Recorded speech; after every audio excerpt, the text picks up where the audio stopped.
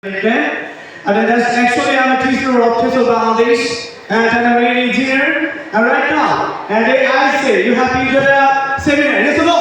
Yes! So I can say the English language is easy peasy, yes or no? Yes! Okay, so if you know the Bangla properly and you can speak properly, yes or no? Yes! Okay, that's why I'm asking you today. The topic is that we have to be a better speaker today and tomorrow. It will be possible? Yes! So raise your hand. Okay, thank you. So clap for everyone. Please clap. Okay, so today our honorable sir, Mohammad Yasin sir, founder of TESOL Bangladesh. Please give a big hand for him. Okay, so I'd like to thank you and especially Shishir Mohammad sir and because he's a manager of TESOL Bangladesh. So please give a big hand for him. Well, so thank you. So if I ask you that, so do you like the TESOL seminar? Yes! Really? Yes! Do you like the class? Yes! Do you love the TESOL Bangladesh? Yes! Will you come to TESOL Bangladesh? Yes! So who will take admission? Take your hand. Raise your hand.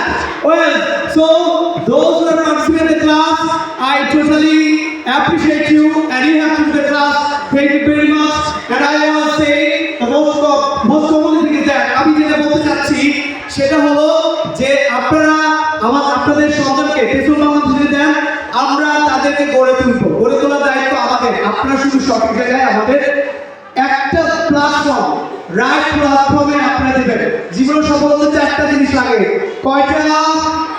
You can say কয়টা? So চারটা জিনিস হচ্ছে right time, কি লাগে? Second হচ্ছে right way, কি? Right way. Third হচ্ছে right person, right person. And fourth হচ্ছে রাইট ওয়ার্ড। তার মানে হচ্ছে সঠিক কাজ আপনাকে করতে হবে, সঠিক সময় করতে হবে এবং সঠিক ব্যক্তির কাছে আসতে হবে এবং সঠিক ওয়েতে আসতে হবে। তো সঠিক ওয়ে হচ্ছে TESOL Bangladesh। TESOL Bangladesh জোরে একটা করতে হবে। ওকে, সো আমরা গতানুগতিকভাবে ইংরেজি শিখাবো আপনার সন্তান যেখানে স্কুল কলেজ ইউনিভার্সিটিতে যে টিচিং গ্রামার, যে টিচিং তারা কি শিখাচ্ছে? গ্রামার শিখাচ্ছে। But we teach you language. আমরা কি শিখাবো? ভাষা শিখাবো, যাতে করে বাচ্চারা শুদ্ধভাবে ব্রিটিশ উচ্চারণে কথা বলতে পারে। আমি বলছি আপনারা অনেক কিছু বলেছেন, কারণ আমরা অনেক সময় বলি যে বাংলা আমাদের যে ইংলিশটা, it is called that spoken English. English spoken English. Because আমরা অনেক সময় দেখেছি যে যখন আমরা কথা বলি তো আমরা বলি ইট doesn't matter, it doesn't matter. তো ব্রিটিশরা ইট ডাজন্ট ম্যাটার বলে, কি বলে বলো তো?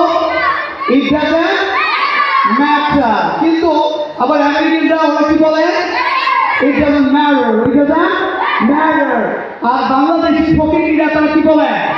তো এটা হচ্ছে ফকির ইংলিশ, এটা তো? তো আমরা কি ফকির ইংলিশ শিখবো? চাইনিজ এবং জাপানিজ তারা বলে it doesn't matter, it doesn't, but it can be better for you, it can be better for you, better later matter। এগুলোতে দুনিয়া চলবে। আমরা কি ইংলিশ শিখবো সিরাজগঞ্জ চাপানোর জন্য? সিরাজগঞ্জ চাপানোর জন্য?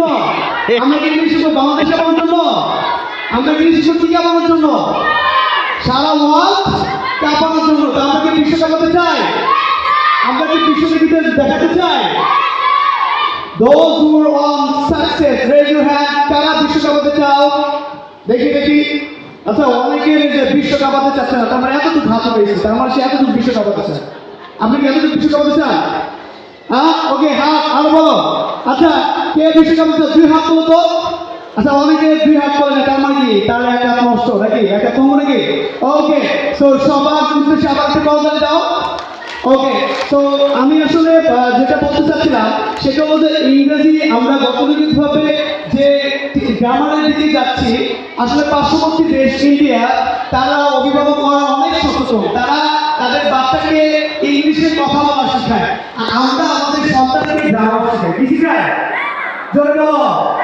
এই জন্য ইন্ডিয়ারা তারা ছোট ছোট বাচ্চা তারা অনন্য ইংলিশে কথা বলতে পারে, আর আমাদের বাচ্চারা শুধু গ্রামারের নাম পারে না কোনো কাম। এটা হলো পাস পারফেক্ট, এটা ফিউচার পারফেক্ট, এটা প্রেজেন্ট পারফেক্ট। গ্রামারের শুধু নাম পারি না আমরা কোনো কাম। এবার স্টুডেন্ট আমার সাথে বলো, গ্রামার যদি থাকে কি কারোর মাথায় ভেবে ভেবে আসতে পারে কারোর খাতায়? আসবে না তোমার কথায়?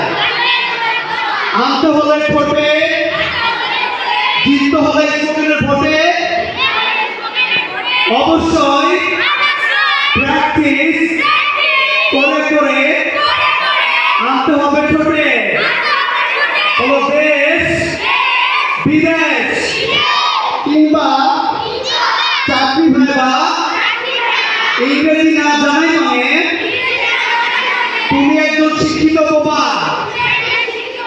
আধুনিকতায় যদি করতে হয় সুপারসনিক ইংলিশ হবে একমাত্র বেস্ট টনিক।